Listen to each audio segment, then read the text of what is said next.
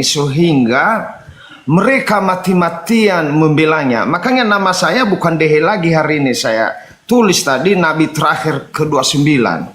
Supaya oten-oten ini saya luruskan, oten-oten yang sesat ini. Iya. Iya, ini hadiah Natal buat mereka ini. Saya ubah nama saya. Makanya saya bingung nih Bang Juma, Guru Juma. Ini kok kata Yesus mereka tolak, kata Allah itu pun sendiri yang berbicara kepada Abraham mereka tolak. Makanya banyak oten yang tidak bersunat, bertopi mereka. Gara-gara si Paulus ini, katanya kan khusus orang Yahudi itu, kata si Paulus. Tapi Paulus dari mengajarkan tidak bersunat itu, Bang Dehe, itu pernah bertaubat dari mengajarkan ajaran itu.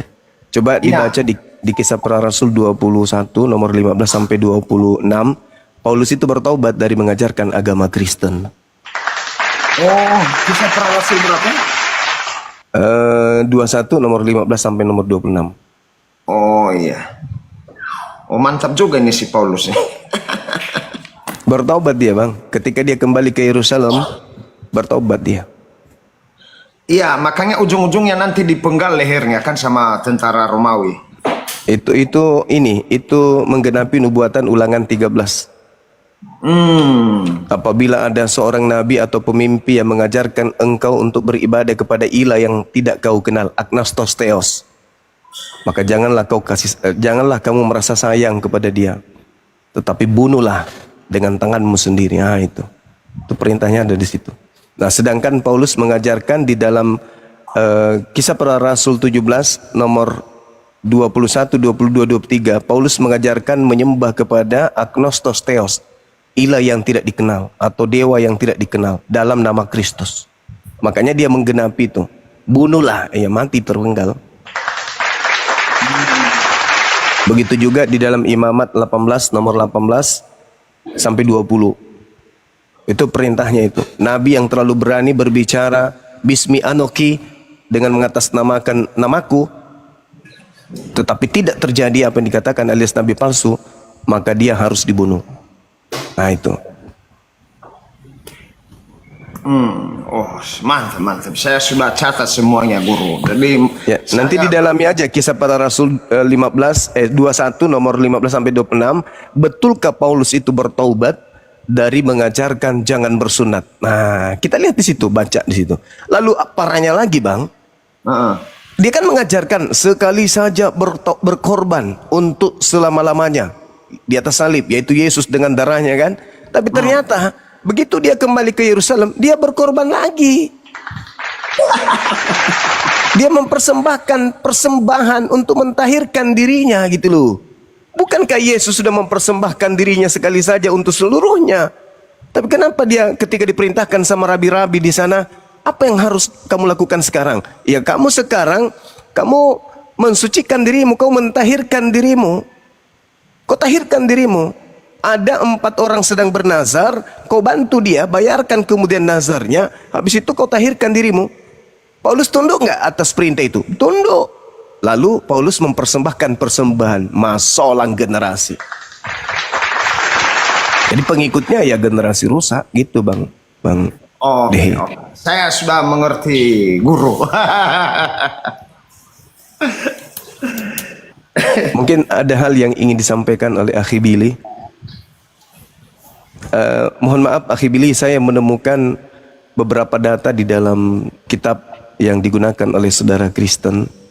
Meskipun tadinya itu berasal dari Septuaginta ya, yang diterjemahkan abad ketiga sebelum Masehi oleh Ptolemy II. Tapi saya rasa masih tidak terlalu jauh dari original teksnya. Saya baca dulu terkait dengan, saya baca aja dulu, Akhi, nanti antum ini tanggapi. Sebagai Yudaism, praktis Yudaism, pasti Anda paham.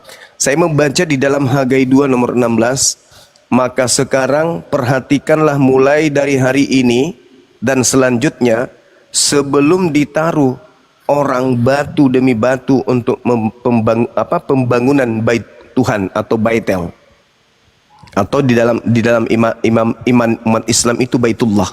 Maka sekarang perhatikanlah mulai dari hari ini dan selanjutnya sebelum ditaruh orang batu demi batu untuk membangun bait Tuhan. Ulangan 27 nomor 5. Di tempat itu harus juga kamu dirikan bagi Tuhan Elohimmu sebuah mesbah dari batu-batu yang belum pernah dikerjakan dengan alat-alat besi. Kemudian di Yosua 8 nomor 31, seperti yang diperintahkan Musa, hamba Tuhan, kepada orang Israel, menurut apa yang tertulis dalam kitab hukum Musa, suatu mesbah dari batu-batu yang tidak dipahat, yang tidak diolah dengan perkakas besi apapun, di atasnya lah mereka mempersembahkan korban bakaran kepada Tuhan dan mengorbankan korban keselamatan. Nah, menurut pemahaman kami, ketika kami melihat bagaimana Baitullah, Ka'bah yang ada di Mekah, itu sama seperti apa yang diuraikan dalam Hagai 2 nomor 16, Ulangan 27 nomor 5, Yosua 8 nomor 31. Bahwa Tuhan memerintahkan untuk mendirikan bait yang mana baitnya itu terlepas daripada ukiran-ukiran atau pahatan-pahatan dari perkakas apapun. Di atasnya mereka mempersembahkan korban bakaran kepada Tuhan dan mengorbankan korban keselamatan. Lalu kalau saya lihat di Perjanjian Baru di Wahyu 11 nomor 1, kemudian diberikanlah kepadaku sebatang buluh seperti tongkat pengukur rupanya dengan kata-kata berikut, bangunlah dan ukurlah bait suci Elohim dan mesbah dan mereka yang beribadah di dalamnya.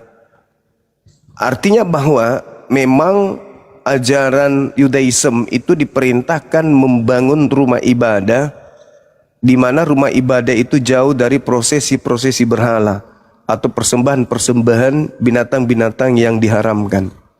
Ini yang saya tangkap, ini yang saya lihat di dalam pengajaran kitab-kitab terdahulu sebelum Al-Quran. Sekira begitu, Ahi, bisa ditanggapi juga bisa enggak, silakan.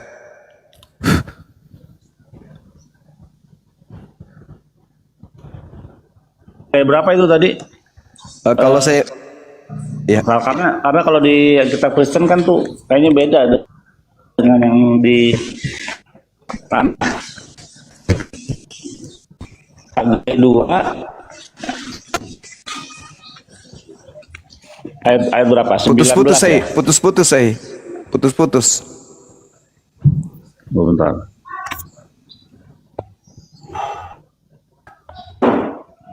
Halo, udah ada kan? Iya. Udah ada belum? Ya. Tes. Hagai 2 ayat berapa itu? 16. Tes. Oh, Hagai 2 16. Hagai 2 16.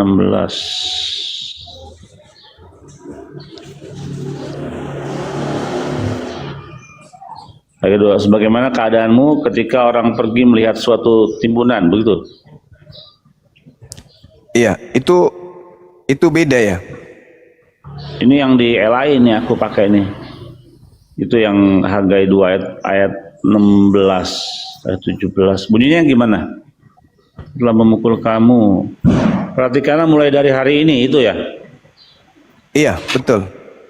Perhatikanlah mulai dari hari ini dan selanjutnya mulai dari hari yang ke-24 bulan ke-9, mulai dari hari ini diletakkannya dasar bait Tuhan. Perhatikanlah apakah benih masih tinggal tersimpan dalam lumbung, dan apakah pohon anggur, pohon delima dan pohon zaitun belum berbuah. Mulai dari hari ini aku akan memberi berkat. Itu ya. Benar.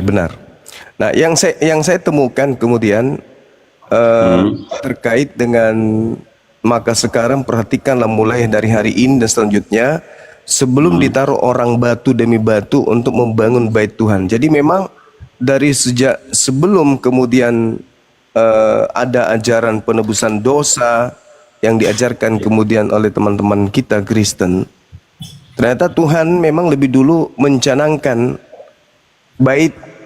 Iya, itu Bait El namanya. Ya, itu Bait yang El. Sebelum ada Beit Hamikdas, bait suci, duluan Bait El itu yang ada di utara. di Samaria, di Shamron. Itu duluan yang ada dibuat. Dan berapa kali Abraham dan Ishak Yakub itu membangun mezbah ketika mereka beristirahat atau tinggal di suatu tempat, mereka mendirikan sebuah mezbah untuk membuat persembahan korban di atasnya. Iya, Salah satunya di Bet-El itu. betul. Kita lihat Abraham mendirikan Bet-El juga. Ya. Juga ada yang menarik dalam Zakaria 3:9, sebab sesungguhnya permata yang telah kuserahkan kepada Yosua, satu permata yang bermata 7, sesungguhnya aku akan mengukirkan ukiran di atasnya, demikianlah firman Tuhan semesta alam, dan aku akan menghapuskan kesalahan negeri ini dalam 1 hari saja. Artinya dari sejak dulu Tuhan pencipta langit dan bumi itu menghapus dosa dengan gampang kali. Gampang. Orang Nineveh sebanyak itu. Iya. Cuma berpuasa dan mengaku dosa, bertobat. Orang Nineveh nggak pakai darah Tuhan. Bisa. Yesaya 27:9, maka beginilah akan dihapuskan kesalahan Yakub, dan inilah buahnya kalau ia menjauhkan dosanya. Ia akan membuat segala batu mesbah seperti batu-batu kapur yang dipecah-pecahkan, sehingga tiada lagi tiang-tiang berhala dan pedupaan-pedupaan yang tinggal berdiri. Nah, itu gampang kali. Betul. Dosa Yakub dihapuskan hanya Betul. membuat batu mesbah gitu loh. Betul. Ya, jadi kalau ada kemudian manusia nebus dosa langsung jadi Tuhan, nah ini yang jadi pertanyaan besar ini. Nah, Karena- itu bertentangan dengan Taurat dan kitab para nabi itu. Iya, ini yang menarik ini. Secara logika gini loh. Orang-orang Yahudi di dalam Imamat 1 nomor 2 perintahnya, penebus dosanya itu adalah hewan, ternak, binatang, kambing, sapi, lembu. Yang aneh di sini, kenapa orang Yahudi tidak menyalib dombanya gitu loh. Domba itu kan harusnya disalib kalau konsep mereka yang mau kita pakai. Itu yang pertama. Kedua, yang mati disalib ini yang Tuhan. Berarti yang orang Yahudi apakah bisa menyembah sapi, lembu yang disalib, yang menebus dosanya, kan gitu. Iya, betul. Di dalam Keluaran 29, apabila engkau ingin menebus dosa, lembu, lemaknya diapakan gitu. Nah, sekarang ternyata Tuhan memberikan solusi sama seperti dalam Al-Qur'an surah Al-Hajj ayat 34. Ada kurban yang jadi alat untuk mendekatkan diri kita kepada Allah. Kan gitu. Korbanot untuk mendekatkan diri. Nah, sekarang orang Yahudi diberikan satu syariat hukum ketetapan. Ketika mereka ingin mendekatkan diri kepada Tuhannya, maka mempersembahkan hewan ternak berupa domba, kambing, sapi, lembu. Kenapa sapinya tidak disalib? Dan kenapa sapinya itu tidak disembah gitu loh? Bukankah dosa-dosa mereka ini dihapuskan melalui binatang-binatang tersebut, sampai mereka juga mengatakan anak Maria itu di dalam Yohanes 1 nomor 29. Nah, inilah anak domba Theos yang menghapuskan dosa dunia. Lah kan anak orang dibilang anak binatang gitu, anak domba. Kenapa dikatakan anak domba? Karena mereka meniru orang Yahudi menebus dosa mereka dengan perintah Elohim menggunakan domba. Sebagaimana perintah Yesus sendiri di dalam Matius 8:4, pergilah perlihatkanlah dirimu kepada imam, persembahkanlah persembahan yang diperintahkan oleh Nabi Musa kepadamu. Ya. Yesus memerintahkan berkorban menggunakan hewan ternak. Loh, kok ini menggunakan anak orang kok dibilang piye toh?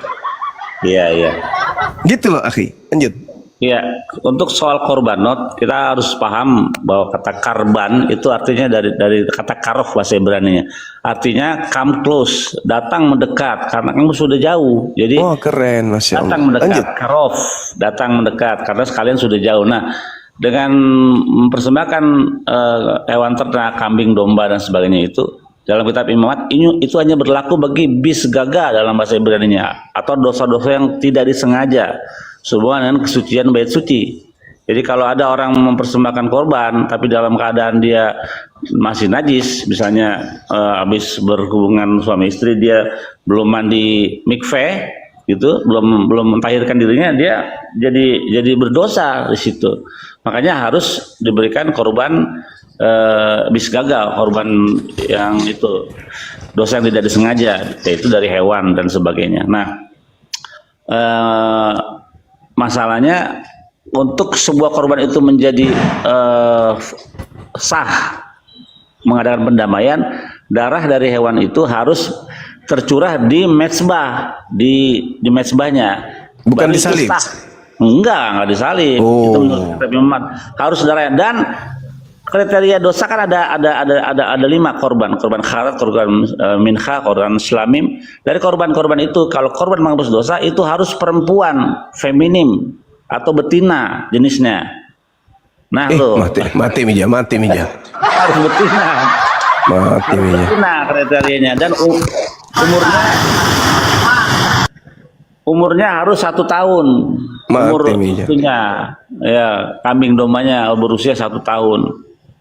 Jadi Yesus itu tidak bisa mengadakan pendamaian pertama di mezbah, darahnya nggak ada di mezbah, nggak tercurah di situ, dan dia juga laki-laki, jantan bukan betina, gitu. Dan yang penting dia bukan hewan, jadi itu nggak legit. Nah, dan kalau kita buka dalam Ulangan 24 ayat 16, lo yumtu afot albanim ubanim lo yumtu alafot isbekhtuf yumatu, artinya janganlah ayah dihukum mati karena anaknya, janganlah juga anak dihukum mati karena ayahnya. Setiap orang harus dihukum mati oleh karena dosanya sendiri. Jadi nggak ada tanggung-tanggungan dosa. Kalau ada orang menanggung dosa sesamanya, itu bertentangan dengan kitab Taurat Musa dan juga kitab para nabi yang lainnya. Belum di kitab Yeskiel apa itu, ya. Anak nggak boleh menanggung dosa ayah juga. Iya, Yeskiel 18, betul. Jadi tanggung-tanggungan dosa, apalagi pakai darah Tuhan, itu tidak ada sama sekali. Terus aku mau mengakui tentang Paulus. Waktu Paulus mengatakan Taurat itu tidak membawa kesempurnaan, seorang raja dan seorang nabi berkata di dalam kitab Mazmur, ya, dikatakan Torah Hashem temim meshot nefes edut Hashem neemana makimat peti. Taurat itu sempurna, menyegarkan jiwa. Peraturan Tuhan itu teguh, memberikan hikmat kepada orang yang tak berpengalaman. Ulangan 11 itu ya, iya. Ini Mazmur. Assalamualaikum. Juma, assalamualaikum Juma. Mazmur 19. Izin sebentar, izin Bang Zuma. Erik, kau jangan pakai salam-salaman. Kau Iya. Kristen. Ya perkenalkanlah kau Kristen. Oke, saya Ya, mantan kau Kristen. Muslim ya. Udah, Oke. nggak usah tipu-tipu. Oke ya. Ini ada tema Ya, tanggapi jadi saya temanya, tahu silakan. ya kayak mana Islam di Iran, kayak mana Islam di Turki ya. Saya tahu ya. Oke, pertanyaan saya Juma. Benar Apa ini kok pertanyaan? Tanggapi Ulangan 30 kencingnya 11 itu, suci? Coba jawab Juma. Bisa diskusi. Apalah orang ini. Nah, kalau Nabi Muhammad suci daripada ya disalib. Oh sembah itu Kolose 29. Mana po yang batu sakar nu bilang tonji Tuhan. Izin Bang Juma. Saya izin sama rekan-rekan Kristen. Saya tuh inginnya gini loh. Tadi ada Eclipse turun dia. Nah itu sepertinya pinter gitu loh. Nah coba naik yang pinter loh. Ini menarik loh. Ini berbicara tentang dosa waris, berbicara tentang Bohong waris. apa namanya? Penghapusan dosa, penebusan dosa atau penghapusan dosa ini. Nah silakan naik gitu loh. Jadi saya harap yang Muslim di hold dulu, yang Kristen yang agak berbobot naiknya, jangan yang kucluk-kucluk lah. Masa kucluk-kucluk semuanya naik ini. Orang ngomong apa, dia ngomong apa nggak jelas. Lanjut dulu Bang Ahi. Juma, saya Iya. undang tamu-tamu, silakan. Saya mau tanya Ahi dulu, Ahi Billy dulu. Sebelum Ahi Dehe, sabar Bang. Bang, saya mau pamit dulu, ada tamu, boleh ya? Nanti kita Boleh. Nanti kita belajar lagi sama-sama. Iya, makasih. Oke, makasih. Ahi, korban-korban penebus dosa yang ada di tradisi keyakinan Yudaism, apakah korban ini hidup kembali setelah dikorbankan? Terus dosa kalau hidup lagi jadi nggak itu dong, nggak Batal. menggunakan lumayan. Iya. Jadi seibarat kata gini. Itu logika Rabi saya itu yang bilang gitu, via singkat pernah ngomong begitu. Iya, saya juga pun berpikir. Jadi gini, Akhi punya utang di Pegadaian 1 miliar tuh. Terus Bang Suma datang nih, gagah-gagahan tuh. Bang Billy, yuk tenang aja. Saya akan tebus utang lu di Pegadaian 1 miliar. Tepuk tangan lah Akhi Billy kan. Syukran. Terima kasih. Anda orang baik, mengorbankan kemudian harta Anda untuk tebus dosa utang saya di Pegadaian. Aku tebus lah ya kan ya. Lunas 1 miliar utangnya Akhi Billy di Pegadaian. 3 hari kemudian saya datang lagi, narik uang saya kembali. Ini sini duit saya nggak jadi. Aku taruh lagi duit saya di Pegadaian. Nah pertanyaannya, apakah Akhi Billy kembali berutang? Sila jelas. Nah, bagaimana dengan korban yang hanya 3 hari mati? Hari ketiga bangkit lagi kembali. Kan dia mati untuk menebus. Ketika dia hidup, tebusannya gagal. Bukan begitu? Mungkin. Kenapa? Saya menemukan data di dalam Roma 8 nomor 10. Barang siapa, jika Kristus ada di dalam dirimu, maka tubuhmu memang mati karena dosa. Ya Allah. Ternyata orang Kristen mati karena dosa. Gimana ceritanya? Jadi buat apa Yesus disalib kalau orang Kristen mati karena dosa? Masalah generasi. Orang mati karena dosa itu kemana perginya? Surga apa neraka teman-teman? Neraka. Ya itu dia. Roma 8 nomor 10. Jika Kristus ada di dalam dirimu, tubuhmu. Nah, itu original teksnya itu kalau kita lihat itu sebenarnya merujuk kepada tubuhmu, bukan kepada tubuh saja. Tubuhmu mati karena dosa. Jadi kalau kita ini misalnya mengatakan Kristus ada di dalam tubuhku, aku ini pengikutnya, maka kata Paulus, ya tubuhmu akan mati karena Kristus. Gimana dong? Mau nggak tubuh kita itu mati karena dosa?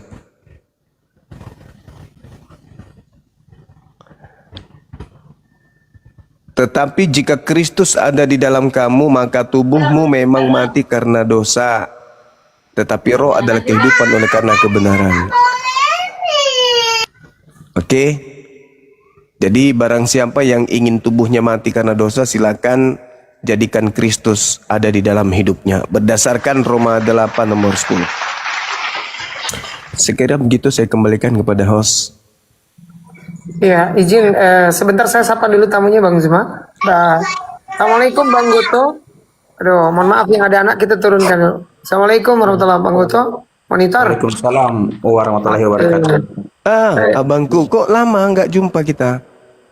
Oh iya Bang, saya sibuk ini. Sibuk? Iya, ada MBG di Toraja ini. Saya baru pulang juga Bang. Ini baru 3 hari saya di Makassar. Masya Allah. Ini juga ada Manru. Kate Manru. Bukan. Dia orang. Assalamualaikum warahmatullahi taala wabarakatuh. Waalaikumsalam warahmatullahi wabarakatuh. Ku kana sari batang tu deh. Iya. Teh betul. Teh, Jumpa. Iya. Oh iya. Salam kenal Bang Manru. Jumpa juga dengan Pak Zuma. Alhamdulillah. Pagi ini sehat-sehat selalu Pak Zuma. Sehat alhamdulillah. Kita dengarkan dulu ya Bang. Ada materi dari sahabat kita dari Yudaism. Silakan Tahi. Ya, Baik. Bang. Oke, lanjut. Ini korban ya, ini. Jadi daftar semua korban hewan ya, korban bakaran hewan. Nah, ini untuk korban dosa nih. Ini aduh gak kebaca. Untuk korban dosa ya. Dosa yang personal ya, dosa satu orang ya. Variabelnya katat ya korban dosa ini harus dari kambing atau lembu dan jenisnya harus feminim. Nih datanya nih feminim. Jadi kalau orang itu berdosa di zaman dulu ada bait suci, dia harus mencari lembu atau kambing atau domba yang jenisnya feminim atau apa namanya betina, baru bisa mengadakan pendamaian, bukan laki-laki. Kalau ada orang yang disejajarkan dengan kambing atau domba, harus betina, harus betina. perempuan. Itu konsekuensinya kalau membawa kitab imamat sebagai gambaran gitu. Ya, lanjut. Saudara Jadi Putra, versi bagaimana kalau kita ganti namanya menjadi Yesus? Biar kelihatan kayak putri. Yesus. Jangan Yesus. Yesus kan putra. Kalau Yesus jadi bisa perempuan. Ini gimana ceritanya cuma tanggal 25 Desember Hari Mualasi Dunia? Emang nggak ada kalender lain, tanggal lain? Loh, kenapa lari ke situ ya? Enggak, katanya yang memprakarsai kau itu. Oh iya. Korban di imamat itu penghapus dosa harus betina. Harus perempuan. Betina. Harus betina. Kan lagi viral itu tanggal 25 Desember Hari Mualasi Dunia. Iya, memang mungkin mana? Memang begitu. Sekarang begini, ini kan temanya sedang berjalan Bang Putra. Kenapa dia belok-belok? Kan nanti sudah clear itu tanda tanggapi, baru dong. Oh, aku tanya lah, Tuhan Anda itu siapa? Tuhannya Yesus, yang disembah Yesus juga. Oh gitu. Kok Kenapa? berdasarkan Yesus Anda? Lah, kan Tuhan itu cuma satu. Ya artinya kenapa nggak berdasarkan baginda gitu loh? Lah, baginda Rasulullah Muhammad SAW mengajarkan menyembah kepada pencipta langit dan bumi. Yesus juga begitu. Iya, yang kami kenal pencipta langit dan bumi itu kan kalau melalui Yesus. Iya. Kami juga kemudian mengenal ketika diajarkan di luar Al-Qur'an bahwa ada sembahan, maka kami mengenal Yesus menyembah kepada ilah yang disembah oleh para nabi. Terus? Begitu. Terus apa masalahnya? Ya kami juga kalau berdoa yang diajarkan Yesus, mintalah kepada Bapa tapi melalui namaku. Itu ajaran Yesus, itu ajaran Yesus kepada kaumnya Bani Israel. Kamu itu berdoa kepada Theos, harus bedakan, belajar dari sekarang.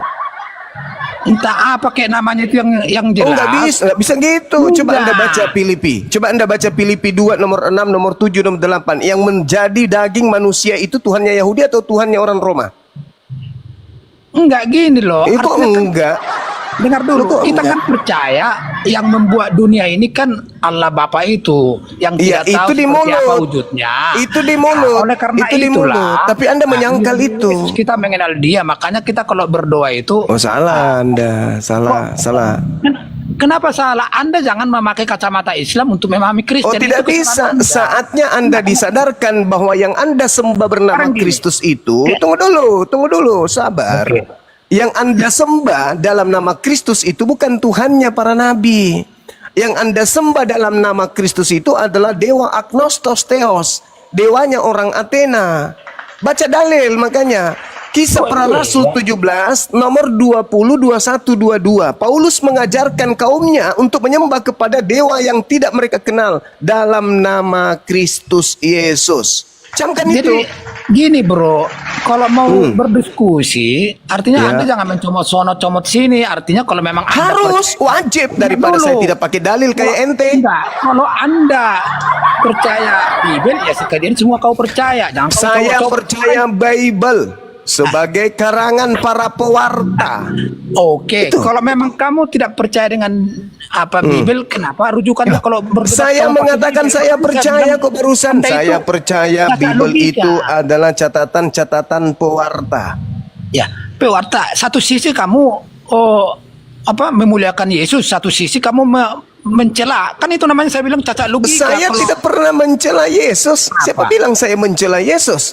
Saya Kau mendudukan perkara pada porsi yang sebenarnya. Sekarang Yang gini, kamu sembah dalam nama Kristus itu adalah dewa Athena, bukan Makanya saya Eloah bilang, Abraham, sampai kiamat bukan. juga Islam tidak akan paham dengan ajaran Kristen. Sekarang kalau saya Anda yang tidak paham tentang agama Anda sendiri karena musuh Sekarang terberat kalau saya Anda bikin adalah kacamata Bible Kristen Anda memahami. sendiri. Sekarang saya tanya sama saudara, Ada nabi yang dikatakan, orang dengar, Mana ada yang nabi orang dengar Arab? dulu, Semua dengar nabi dulu, itu dengar dari dulu, Israel. dengar dulu, Itu dengar tertulis dulu. di Bible. Izin sebentar, Bunda. Bang Zuma dikasih Muhammad Nabi dulu. Ayub, Nabi Bileam, Sebentar. Nabi Bunda, Abraham, Bunda host. Sudah, tolong. sudah. Oh, iya. Nabi Lanjut, Yakub, lanjut, Nabi Bunda. Obadjah bukan orang Israel. Paulus juga tidak murni orang Israel, hanya ngaku-ngaku Benyamin. Keturunan Benyamin. Paulus itu kan nabi. Nah, sekarang begini saudara putra. Yang harus kita dudukkan di sini adalah umat Islam menyembah kepada Rabbus Samawati wal Ard, yang telah mengutus para nabi termasuk Nabi Ibrahim, Nabi Musa. Itu iman kami. Sekarang yang kamu sembah dalam nama Kristus Yesus yang akan kau peringati hari lahirnya sebentar lagi, itu bukan Tuhannya Nabi Ibrahim, bukan Tuhannya Musa yang akan kau peringati lahirnya ini. Itu adalah dewanya orang Roma, Athena. Pahit. Mungkin mana itu fakta? Orang Yesus mengatakan sembah apa-apa, udah dibilang gitu. Kok Itu Anda? ucapan Yesus kepada kaumnya Bani Israel. Berbeda dengan ucapan Paulus untuk kaumnya Roma Yunani. Anda catat itu baik-baik. Anda siapa bilang Anda pengikut Yesus? Anda pengikut Paulus menyembah dewanya orang Roma dalam nama Yesus. Itu yang betul. Itu klaim Anda. Saudara, itu saudara dengarkan saya. Kisah para Rasul 17, 21, 22. Siapa yang diperkenalkan Paulus di sana? Dewanya Siapa? orang Athena atau Tuhannya orang Yahudi? Coba kau baca. Yang jelas Yesus Oh, memerintahkan. yang jelas pula gimana mau jelas Anda tidak baca kepada data. Bapa, tapi melalui namaku karena aku dengan Bapa adalah satu. Cuma Itu ucapan Yesus untuk Bani Itulah. Israel itulah kaumnya. itulah. Kamu menggunakan dalil-dalil itu yang dicatat oleh pewarta itu untuk kemudian menutupi siapa sembahanmu yang sesungguhnya. Makanya aku udah bilang gini, sampai kiamat juga dunia ini Islam tidak akan memahami ajaran Kristen karena pakai kacamata Islam. Sekarang Bagaimana saya bilang, bisa dipahami? Sesuatu Karena yang bisa dipahami kami itu juga- adalah sesuatu yang kami masuk juga akal. kalau pakai kacamata Bagaimana mau Kristen, dipahami sesuatu yang kami tidak dengan masuk Nabi akal? Anda. Coba, Nabi coba. semua harus Anda dari Yahudi, bukan dari Arab Yahudi. Anda Apa? melihat seekor sapi, lalu kemudian Anda mengajarkan itu adalah ayam. Kira-kira ada nggak yang bisa paham? Tidak ada. Kok masalah Karena persembahan irasional. Bagaimana mau dipahami Tuhan agama Anda sementara irasional? Nggak bisa. Yang bisa dipahami itu yang masuk akal. Emang semua keimanan itu bisa dicerna dengan logika? Jawab dulu. Lah. Bisa nggak keimanan itu dicerna dengan logika keseluruhan? Bisa Oh, nggak? bisa. Coba Mana apa bisa? yang tidak masuk logika? Sekarang Anda tunjukkan apa yang tidak masuk logika. Silakan. Bagaimana nabimu bisa membela Mulai bulan-bulan di nombak-nombak atas lagi. dan di bawah? Coba. Dia Silahkan. mendapatkan kemudian karunia mujizat dari Tuhannya. Tuhannya yang Itu memberikan mujizat itu. Itu iman, itu bukan logika. Oh, Makanya tidak, kalau itu Paulus logika. Itu logika. Bagaimana Itu logikanya bisa? logika. Itu logika. Enggak ilmiah itu. Makanya kau kebodohan. Kata siapa? Bulan-bulan di Kalau atas. Anda Itu kemudian iman, bukan ilmiah. Itu kebodohan. dengarkan saya. Karena logikamu. Dengarkan saya baik-baik. Jangan karena agama Anda irasional, Anda mengatakan bahwa ketika pencipta langit dan bumi memberikan suatu mujizat kepada Coba hambanya, jelaskan Anda mengatakan coba- tidak masuk akal. Coba jelaskan secara ilmiah bisa membela. Sekarang secara ilmiah itu apa? Manusia ada. Manusia memiliki kekuatan, iya. Di balik kekuatan manusia itu ada kekuatan pencipta langit dan bumi yang mengatur aspek kehidupan di atas muka bumi ini. Ilmiah enggak? Ilmiah. Alam semesta ini diatur oleh Sang Yang Maha Kuasa. Ilmiah enggak? Ilmiah dong. Ilmiah. Oh, salah. Itu karena ajaran Anda tidak masuk akal sampai Anda membatasi hal tersebut. Bagaimana Kau tidak bisa mungkin? kau Dengarkan tidak bisa saya. membedakan ilmiah Dengar, sama dengar, iman. dengar. Itulah Dengarkan saya. logikamu cacat. Dengarkan Itulah saya. kebodohanmu. Dengarkan saya. Dengar. Kasihilah Tuhanmu dengan akal budimu. Apa itu maksudnya? Ayo, apa maksudnya tuh? Apakah Yesus mengajarkan suatu kebodohan? sampai Yesus dia menggunakan pertama memberi akal untuk makan menelaah 5.000 Tuhan. orang Tidak dengan bisa. 2 ikan sama 5 roti. Itu Nah, iman. itu menurut lo, itu menurut Itu lo. iman. Itu Secara menurut logika lo. tidak masuk akal. Sekarang makanya mari. kamu- Mari Udah saya saya ikuti bilang, narasi gitu. Anda. Anda itu tak Sekarang tahu mari saya logika, ikuti nih. narasi Anda. Dengar Anda itu tak dengar logika. saya. Kita Dengar, harus percaya dengan dengarkan itu. saya boleh. Anda boleh dengar saya, jangan kesurupan. Ketika Maria ngeden, yang keluar dalam rahimnya itu, keluar dari rahimnya itu adalah seenggok manusia, bayi Yahudi.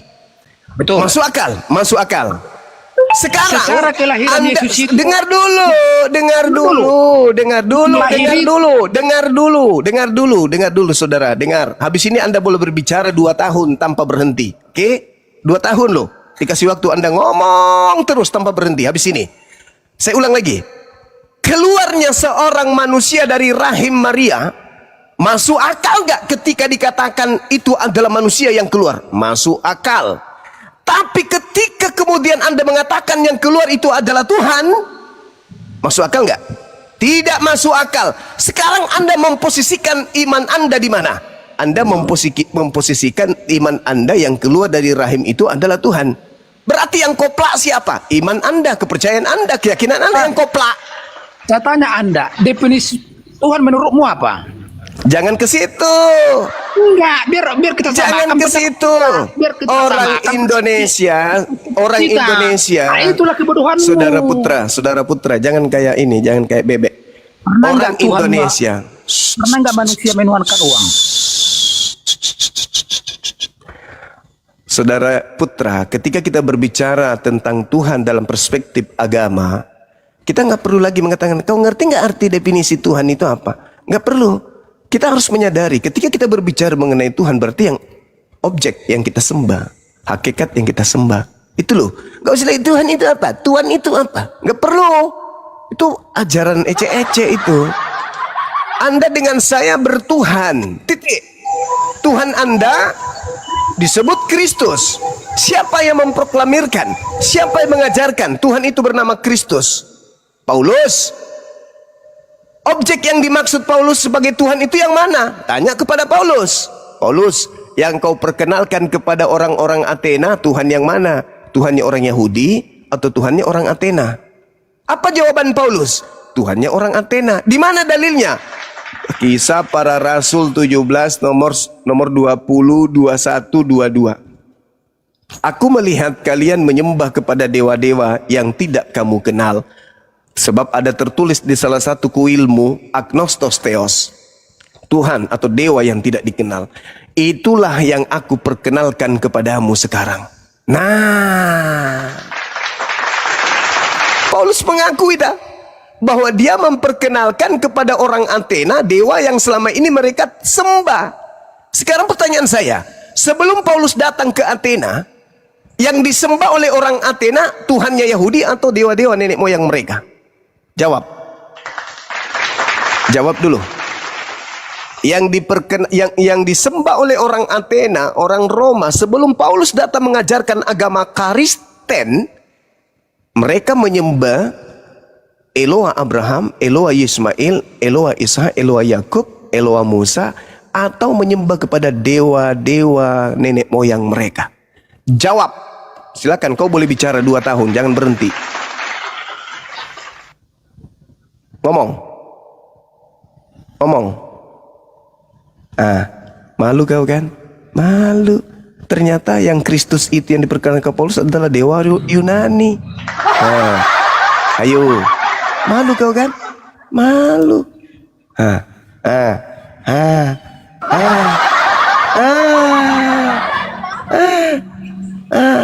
Murah jeka. Malu kau kan? Nih, saya bantu kamu. Di dalam Kisah Para Rasul 17, nomor 19 saya mulai. Lalu mereka membawanya menghadap sidang Areopagos dan mengatakan, bolehkah kami tahu ajaranmu yang baru, wahai Paulus? Sebab engkau memperdengarkan kepada kami perkara-perkara yang aneh, wahai Paulus. Karena itu kami orang Athena ingin tahu, apa arti semua ajaranmu itu, wahai Paulus? Lalu Lukas mencatat, Adapun orang-orang Athena dan orang-orang asing yang tinggal di situ tidak mempunyai waktu untuk sesuatu selain untuk mengatakan atau mendengarkan segala sesuatu yang baru dari Paulus. Paulus pergi berdiri di atas Areopagos dan berkata, nah saatnya Paulus beraksi nih. Apa kata Paulus? Hai orang-orang Athena, hai. Aku lihat bahwa dalam segala hal kamu sangat beribadah kepada dewa-dewa. Itu Paulus yang ngaku. Jadi Sabar dulu. 10 detik aja, 10 detik. Sebab ketika aku berjalan-jalan di kotamu, aku Paulus melihat-lihat barang-barang pujaanmu.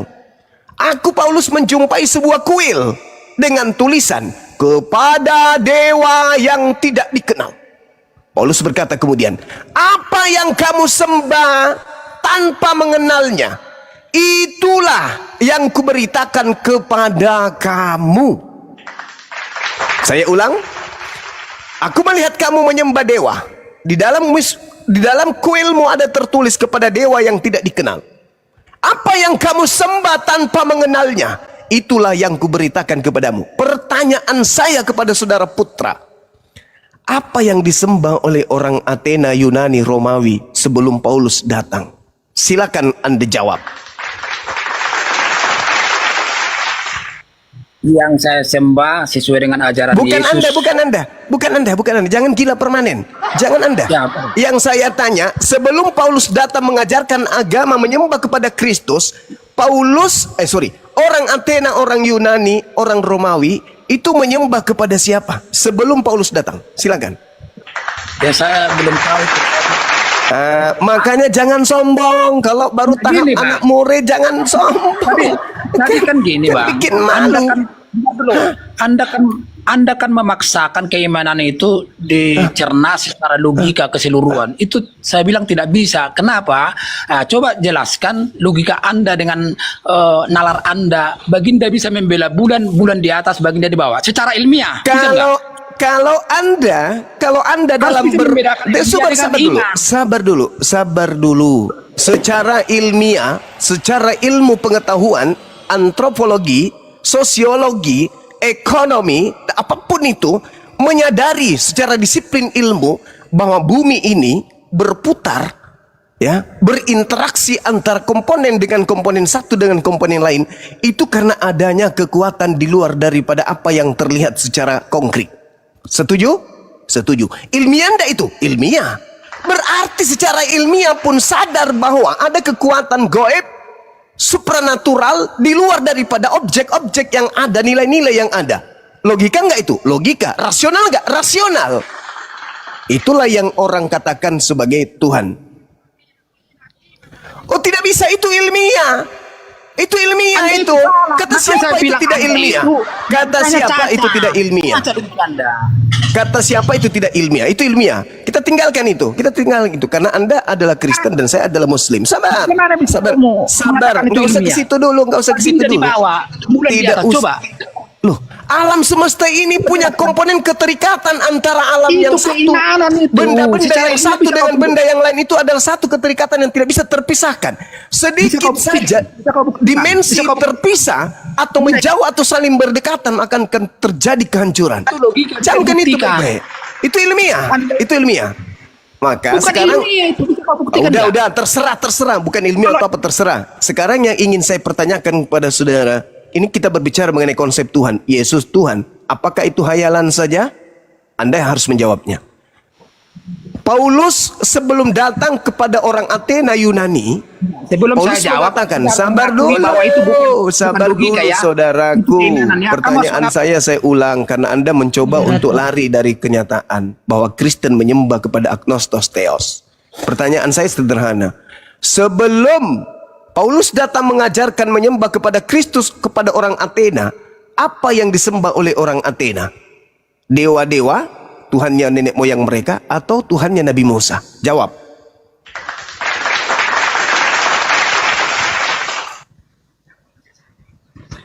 Belajar ke situ. Bukan tidak pernah mempelajari, bukan tidak mempelajari. Itu adalah Bapak dan ajaran Yesus juga sembah. Karena Berarti Anda mengakui bahwa orang Athena sebelum Paulus mendirikan agama Kristen sudah Saya menyembah tidak kepada mengakui, Tuhan saya belum Musa. tahu tentang itu, udah saya bilang, saya belum tahu tentang itu. Ya, Anda jangan memaksakan keinginan Anda. Sekarang saya tanya kepada Akhi Billy.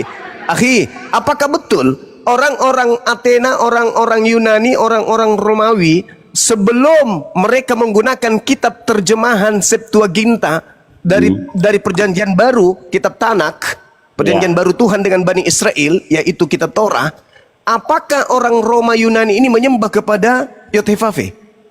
Oh enggak. Tidak. Ada yang namanya Dewa Mitras tahun 500 sebelum Masehi dan lahir tanggal 25 Desember kebetulan sama. Itulah yang Kristen sembah hari ini, yang diajarkan Paulus kepada mereka.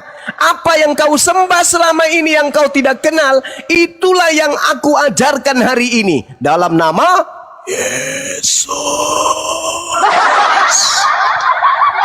Jadi nama Yesus itu hanya dipakai untuk membungkus sembahan nenek moyang orang-orang Athena.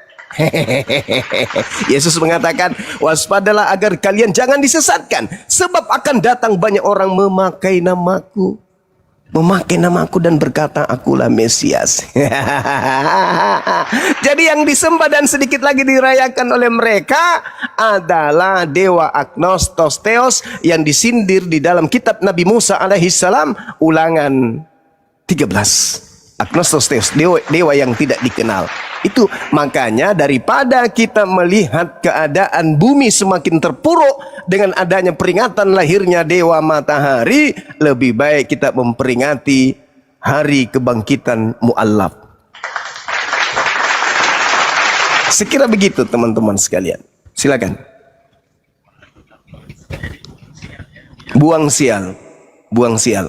Biar bumi ini tidak kena kutuk. Ya, Dari jadi pencipta langit dan bumi.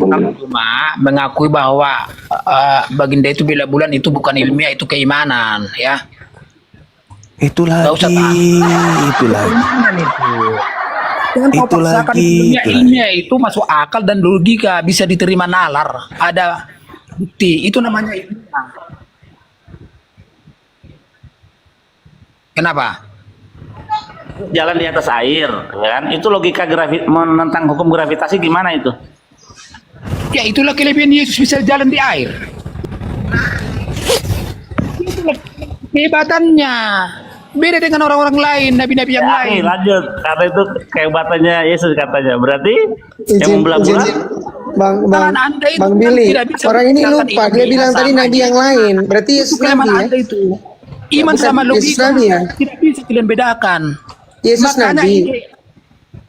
dengar Yesus dulu. nabi Makanya atau Tuhan ini? dengar dulu. Keimanan itu tidak bisa kita cerna secara logika dan nalar. Oh, itu iya. tidak akan bisa. secara Markus sempurna. 16, 18 itu bagaimana? Meminum Bang. racun, bisa nggak itu dengan iman itu? Lakukan Bagaimana Markus logikanya? 16 nomor 17, tanda-tanda ini akan menyertai orang yang percaya. Gua itu kan identik dengan mistis. Tapi Aduh, Anda percaya dengan itu. Itulah iman. Itu kalau Anda mengatakan goa itu identik dengan mistis, ada korban manusia mati secara terkutuk dimasukkan ke dalam goa milik Yusuf Arimatea. 3 hari kemudian keluar jadi Tuhan. Itu mistis itu. Masuk di kubur mayat, keluar dari kubur jadi Tuhan. Mistis itu. Iya, tes. Itu mistis. Tes, Itu sama sabar. seperti pisang masuk ke dalam blender, keluar langsung jadi barongko. Ya, itulah iman, bukan ilmiah. Anda harus ngakuin. Gimana sekarang Keimanan begini? itu. Nabi Musa belah lautan itu ilmiah atau Makanya tidak? jangan kau paksakan keimanan itu semua logika. Itu kesalahan Anda. Nabi Musa belah lautan itu ilmiah atau tidak? Nah, coba aja air di piring dipecah pasti belah. Iya, itu berarti ilmiah. Coba. Mana ilmiah? Lah, ilmiah dong. Coba Anda ambil air, simpan di piring, habis itu Anda tiup.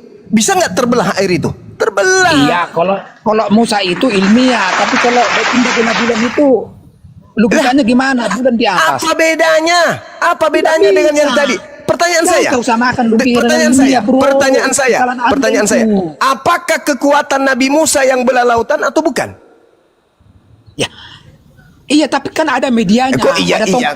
Kok iya Medianya iya? ada tongkat. Kok iya Kan harus iya? ada medianya. Kok iya Media iya? itu kan tongkatnya itu. Kok iya iya? Kan ada medianya, media. Kok iya? Tapi kalau Kok iya, membela iya? bulan itu apa medianya? Masuk Pencipta akal langit nggak? dan bumi yang menginginkan itu kok. Itulah keimanan, bukan Loh, ilmiah. bukan itu keimanan. bagaimana? Di samping keimanan Itulah juga kata logika. logika Anda Tidak cuma- bisa Anda logika. mengakui, Anda itu Saudara, kata tidak logika. bisa logika itu dipisahkan dengan iman. Tidak bisa.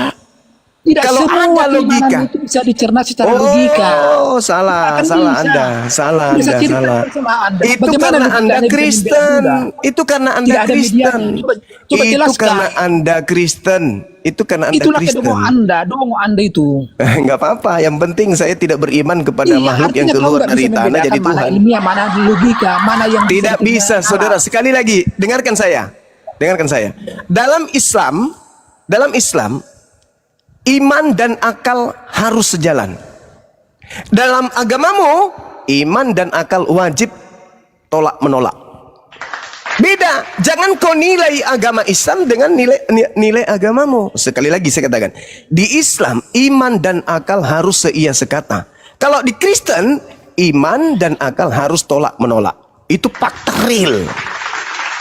Apa yang masuk akal di agamamu? Ada? Tidak ada yang masuk akal di agamamu. Tunjukkan satu hal yang rasional dalam agamamu.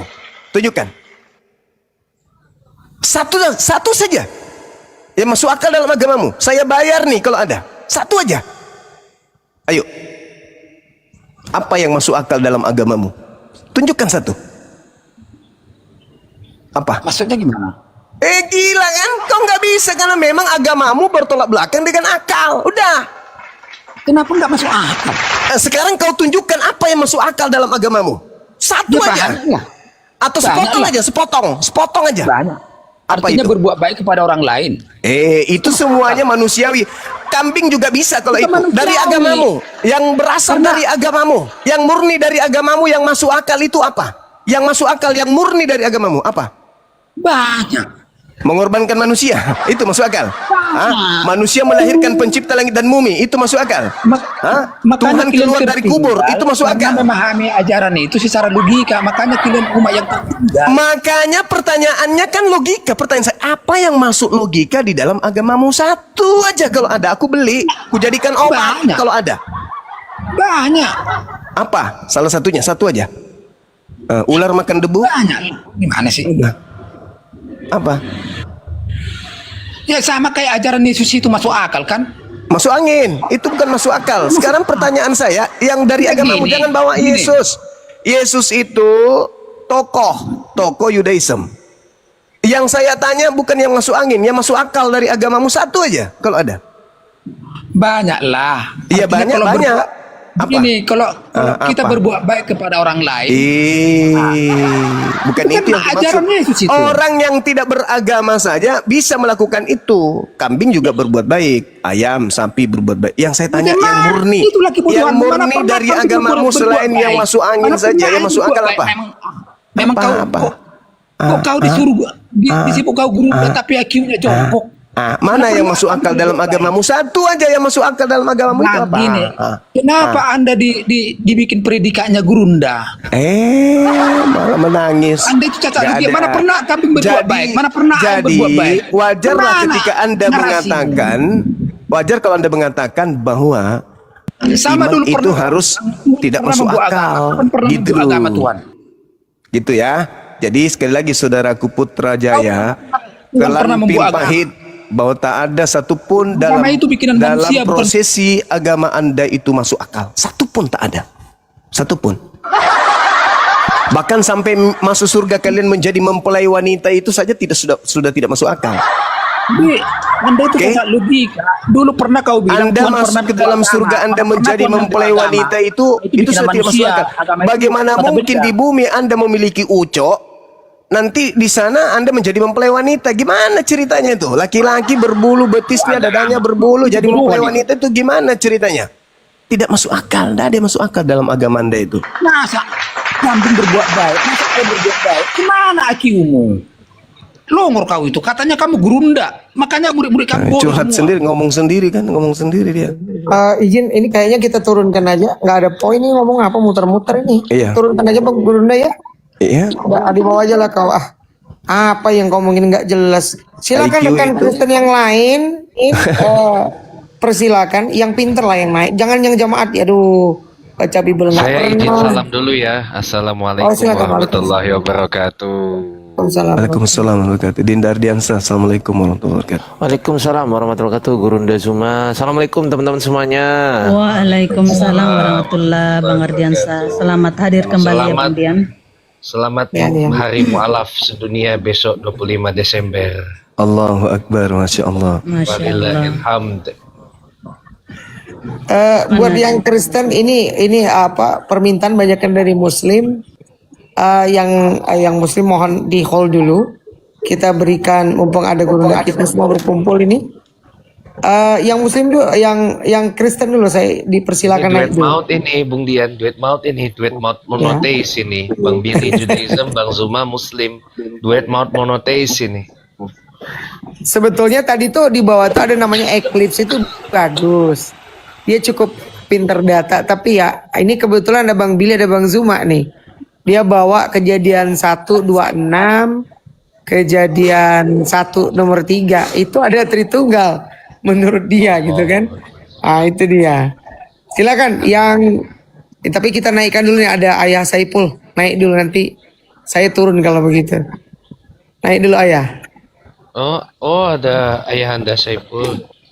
Maaf saudara-saudara, saya juga nggak lama. Kebetulan saya ada kegiatan. Waalaikumsalam warahmatullahi wabarakatuh. Saya harus ke bank. Ya, Waalaikumsalam. Alhamdulillah sehat.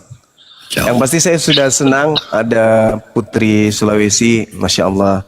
Artinya sudah ada penyeimbang dari tanah leluhur saya. Seorang wanita yang juga ikut dunia apologet. Mudah-mudahan bisa eksis istiqomah. Insya Allah. Menjauhkan diri dari teman-teman, dari rekan-rekan yang tapi luruskan aja niat kita. Beleng-beleng Gurunda. Yang beleng-beleng ya. Iya, Masya Allah. Iya. Karena di dunia apologet itu kadang ombaknya itu kenceng, Naik turun. kadang juga ombaknya tenang, tapi menghanyutkan. Jadi harus Iya, jaga iya, diri. paham. Mohon supaya jangan terkontaminasi. Ada orang yang sekarang itu penting sudah belajar, udah merasa dirinya mahasiswa, itu aja terus dibilang untuk menjatuhkan aku ini mahasiswa, aku ini sarjana, profesor, ya, semua yang kalah semuanya. Itu jangan diikuti, ukhti. Kita ya Saya sebagaimana bukan Sirik Napace, orang Sulawesi Sirik Napace itu harus Mantap. kita perjuangkan. Apa Iya, yang kita luar biasa. ucapkan di mulut harus sesuai dengan perbuatan di belakang. Insya Allah. Gitu ya, ukhti ya. Salam kenal dari Siap saya, Bang salam Zuma. hormat dari saya. Salam kenal juga. Bang Iya, Zuma nanti di kalau misalnya Bang gimana? Zuma di Maros kah atau di mana sekarang?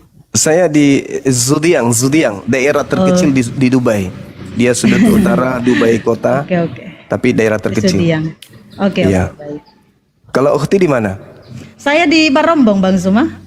Mati mija. Anak kau. Woi, Barombong, apa kabar? Orang Taeng yang ada di sana, Masya Allah. Iya, di Orang Goa, Taeng, tak? teman-teman Barombong. silat saya yang ada di Taeng. Ada orang Barombong di sini. Inaing jari taing, naing. Ada ko dong temanku tapi amoteram mi deng Innalillahi ila wa inna ilaihi. dengila Dengila. dengila Dengila ganta. sahabat kunjogo dong siaga Masya Allah. saya pernah sama dalam satu produk film 40 pahlawan 40 dari kerajaan Goa. Nah, kebetulan kami sama-sama menggeluti dunia bela diri. Dia dari silat, saya dari itu ya gitu. Ukti. Iya. Masya Allah. Ini juga Bang Goto orang sini juga. Iya, Bang Goto sering hadir di sini kok. Bang Ardiansa. Alhamdulillah. Iya. Iya, saya menginginkan anak-anak Sulawesi ini bangkit kemudian menyuarakan tiada Tuhan selain Allah.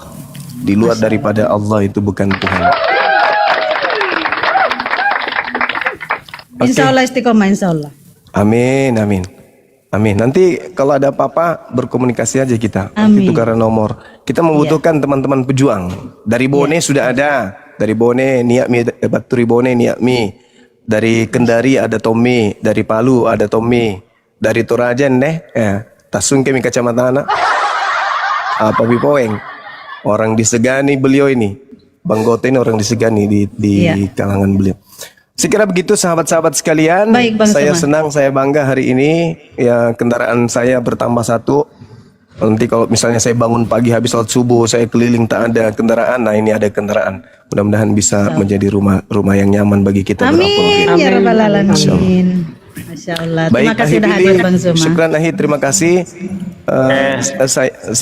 Saya tutup mic-nya karena saya ada kegiatan. Silakan dilanjut.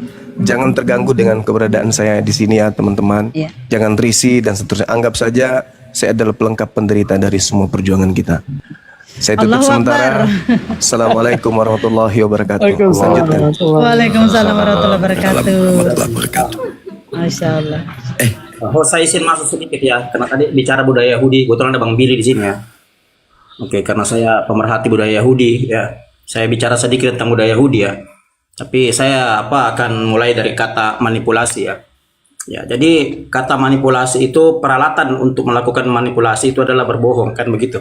Salah satunya. Jadi kawan-kawan ya, peristiwa penyaliban Yesus itu sebenarnya peristiwa yang direkayasa ya oleh bapak-bapak gereja di abad keempat ya, karena peristiwa ini baru diceritakan sebagai alat untuk penebusan dosa itu nanti di abad keempat kawan-kawannya, karena abad ke-1 hingga abad ke-3 ya peralatan ini belum digunakan, kan begitu. Jadi begini kawan-kawan, dalam budaya Yahudi itu ada beberapa hari raya ya yang memang mengorbankan domba atau kambingnya. Nah, kita bisa lihat di Bilangan 29 ayat 1 hingga 11, Imamat 16 ayat 1 sampai yang terakhir.